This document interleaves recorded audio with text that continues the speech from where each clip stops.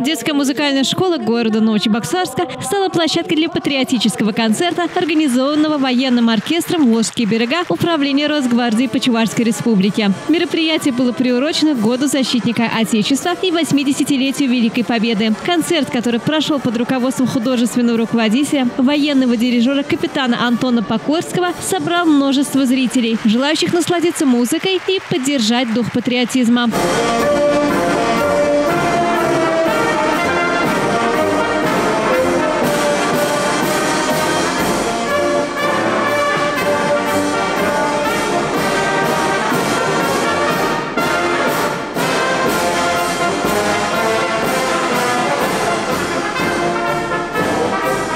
В программе концерта звучали как известные военные марши, так и популярные мелодии, которые стали символами российской культуры. В исполнении солистки, лауреата различных всероссийских и международных вокальных конкурсов Ксении Сергеевой прозвучали такие знаковые произведения, как песня Давида Тухманова «Я люблю тебя, Россия», «Родина, мать» Григория Лепса и другие.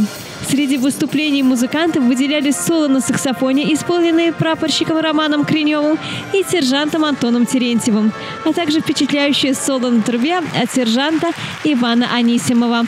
Концерт стал не только музыкальным событием, но и важным вкладом в патриотическое воспитание молодежи, вдохновив зрителей на любовь к родине и уважение к культурным традициям России.